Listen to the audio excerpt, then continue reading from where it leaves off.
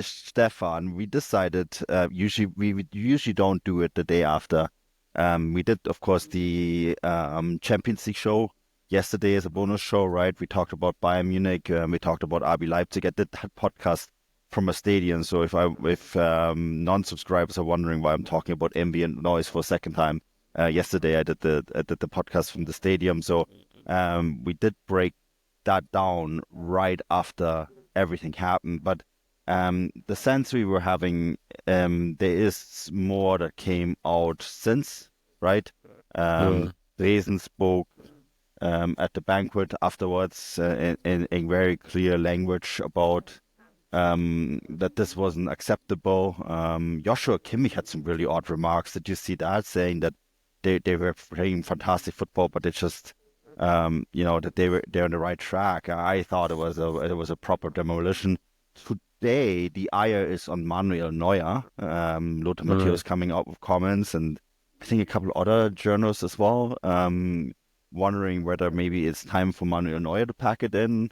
I saw one, I can't remember which one it was. It was one of those commentators saying that they have to watch it that Manuel Neuer doesn't become a topic at Bayern Munich, that is going to be discussed on a week-to-week basis.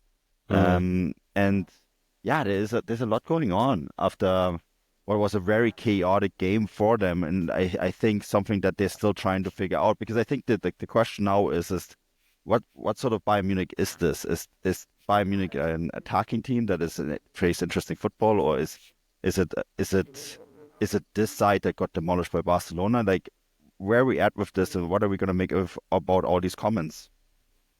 Yeah, I mean, I think there was also another incident which is worth mentioning as well with Max Abel in the mix zone after the game, where he quite ironically was discussing how Bayern had lost control of the game, and then kind of got triggered by a question, and he then proceeded to lose control, and he kind of blurted out. He's got quite angry and started kind of fighting with journalists, and he said, quote, "Get your coaching license, then you can do better. It's so easy to blame the defence when we concede goals. That's exactly what it is.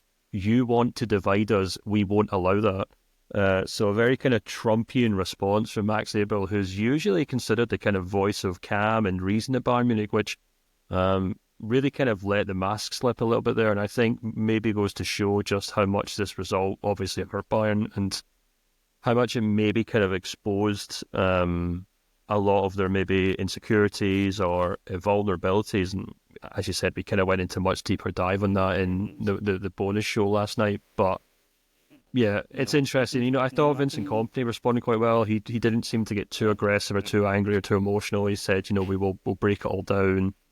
We'll analyse it. We'll see what went wrong, and we'll kind of take it from there. Hmm. Which was quite mature of him, because Bayern have been kind of quite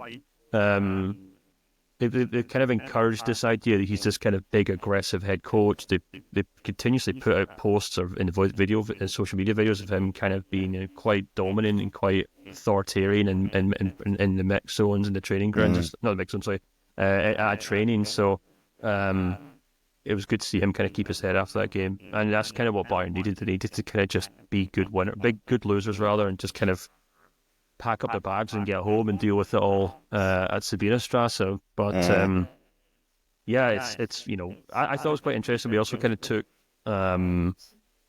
we kind of took a lot of interest from obviously our subscribers, our listeners, our readers from the reaction to our show, and led to a lot of discussion about players being past their prime, and we had a lot of had some listeners asking about whether it was a mistake to sign Harry Kane. Does it now mean that Bayern are stuck with Harry Kane the same way that they were stuck, quote unquote, with Robert Lewandowski, and then decided to make a change there?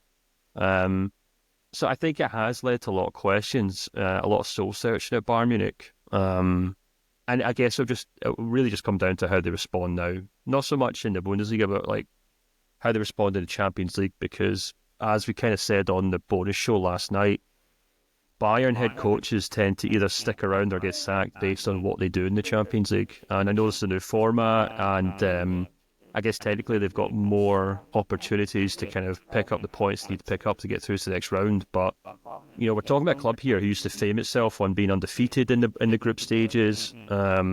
And whereas some clubs do have a reputation for kind of, drifting through group stages and then turning it on in the latter stages, such as Real Madrid, Bayern are a club who do tend to pride themselves on picking up, being very professional at this stage of the competition, and they just haven't really been that so far. They've been exposed by Aston Villa, and they've now been heavily exposed by Barcelona. Not to mention, a number or a handful of domestic games against, Leverkusen and Frankfurt, as well, who showed that this is very much still a team in progress. But I think it's just the insecurity, I think, comes not from the fact that Bayern have a young team and they're learning their trade. I think the insecurity comes from the fact that Bayern know that this team is still very heavily dependent on older players, and if they really want to kind of get this squad to where it has to be, i.e. a team challenging for the Champions League, they're probably going to have to move a number of those players on. Yeah, I mean, we got one comment, right, that's saying that average age of 29 isn't actually that old. And my response to that was that it's actually really old. That's not a mix of older and younger players. That is predominantly older players. But I think it's going to be really interesting to see what their response is going to be like on the weekend when they play VfL Bochum, right?